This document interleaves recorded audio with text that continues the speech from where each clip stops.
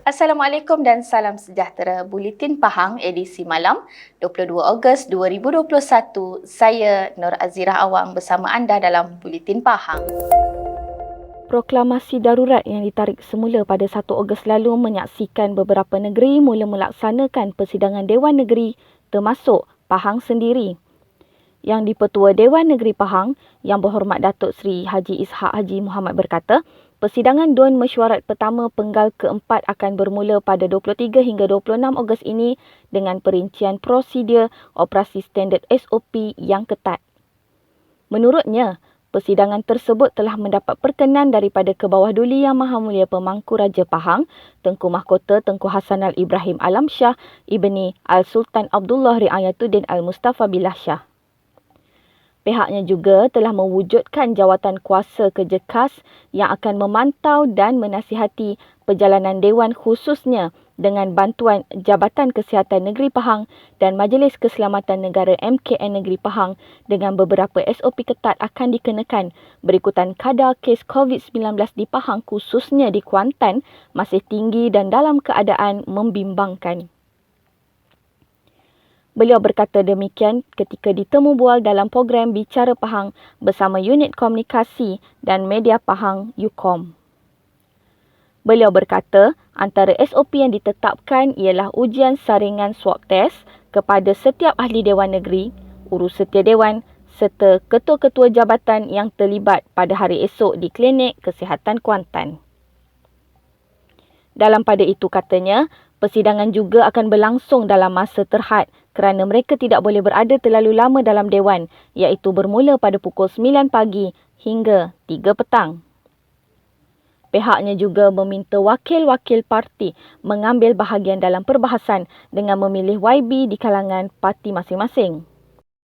Sementara itu ketika ditanya berkenaan usul dan rang undang-undang, beliau berkata beberapa perkara akan dibentangkan dalam persidangan kali ini. Katanya, pihak kerajaan akan bawa beberapa rang undang-undang untuk dibahaskan iaitu rang undang-undang Majlis Bandaraya Kuantan, rang undang-undang enakmen Lembaga Perumahan dan Hartanah Pahang LPHP, rang undang-undang enakmen Perbadanan Taman Negeri serta rang undang-undang Biodiversiti Negeri Pahang. Selain itu, ada beberapa kertas penyata kewangan daripada 17 buah majlis daerah turut dibawa dan setakat ini tiada usul dibahaskan.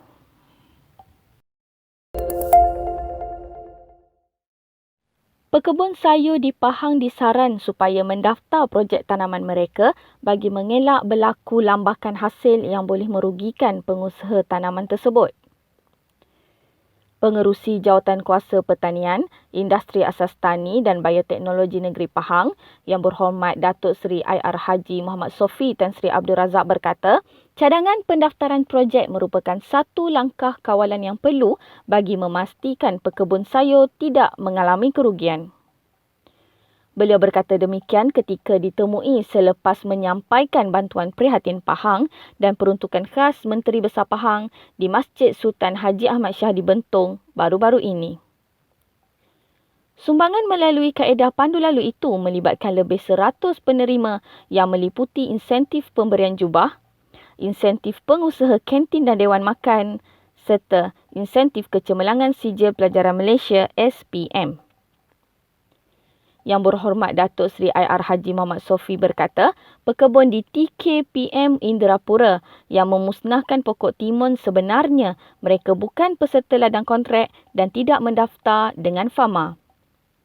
Beliau menasihatkan pekebun yang menghadapi masalah lambakan hasil supaya segera maklumkan kepada pihak berkaitan dalam usaha membantu meringankan beban kerugian mereka.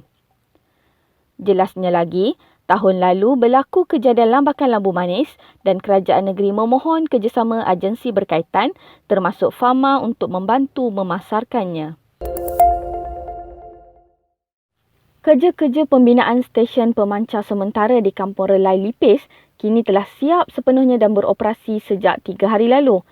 Pengerusi Jawatankuasa Sains, Teknologi, Inovasi, Komunikasi dan Multimedia Negeri Pahang, Yang Berhormat Datuk Haji Muhammad Fakhruddin Muhammad Arif berkata, penduduk kampung berkenaan kini dapat menikmati internet jalur lebar berkelajuan 4G sekaligus ianya memudahkan pembelajaran anak-anak yang terlibat dalam pengajaran dan pembelajaran di rumah PDPR.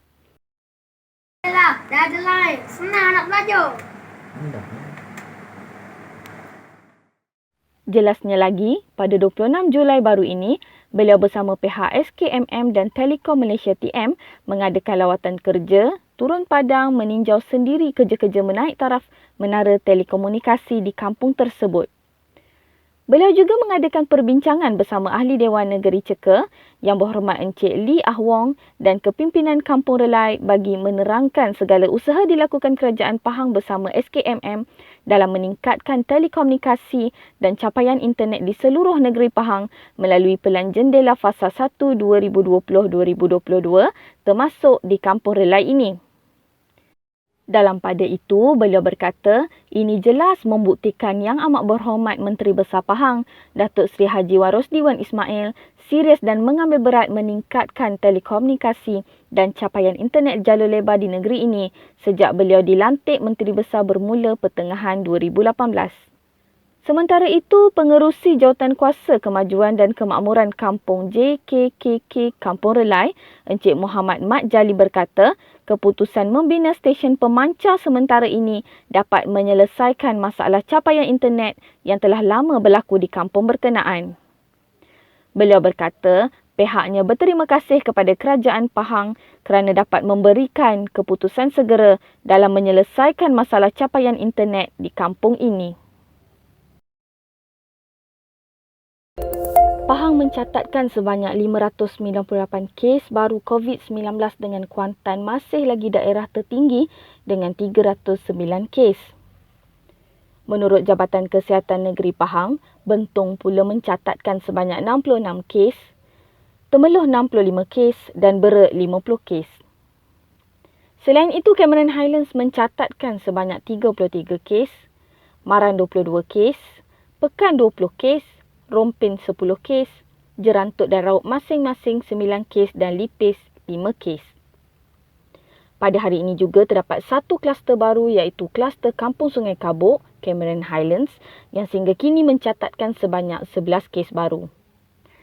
Sehubungan itu, Jabatan Kesihatan Pahang meminta agar orang ramai sentiasa mengikuti saranan kerajaan bagi sentiasa menjaga SOP dan menghadkan pergerakan yang perlu sahaja sebagai kaedah berkesan dalam membendung penularan COVID-19.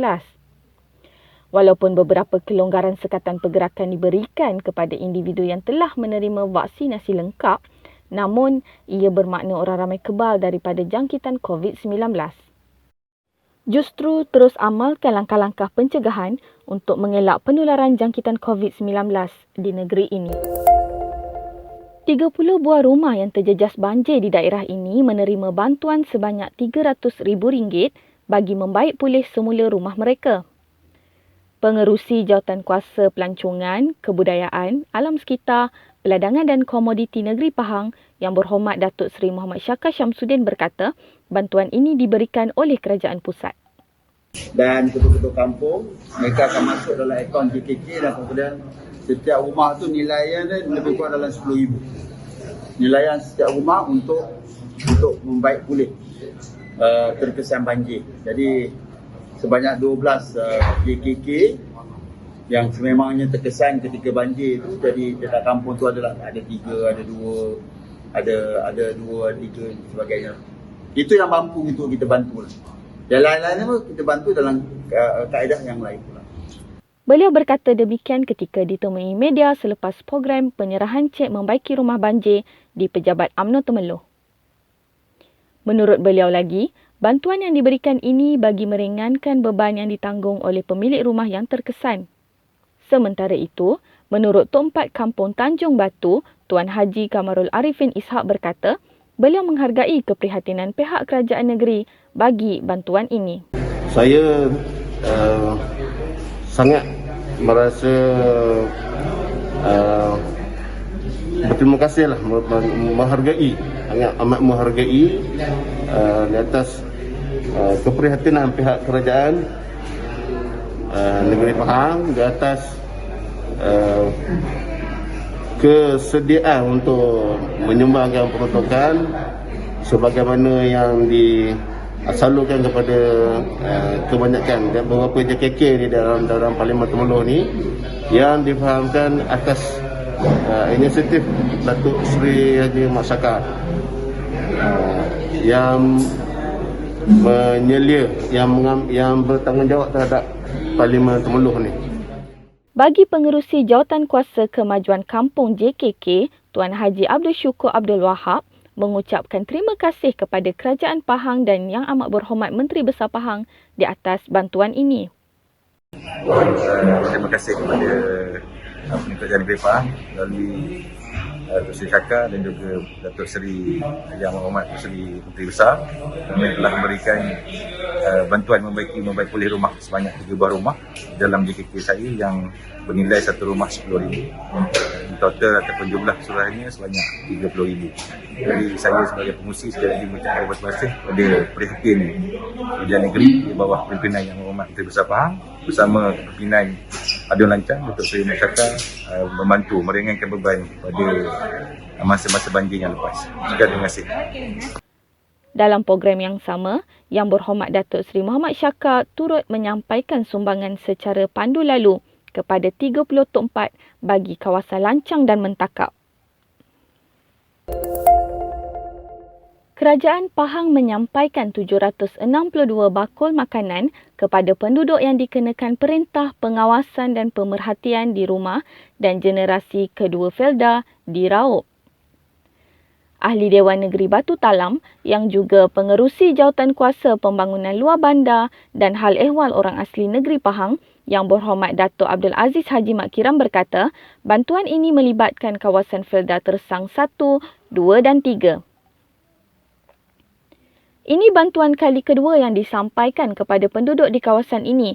Namun, ini kali pertama generasi kedua menerima bantuan daripada kerajaan negeri. Sebelum ini, Pusat Kawalan Operasi Bencana PKOB daerah telah menyalurkan bantuan kepada ketua peneroka melibatkan bekalan makanan dan wang tunai.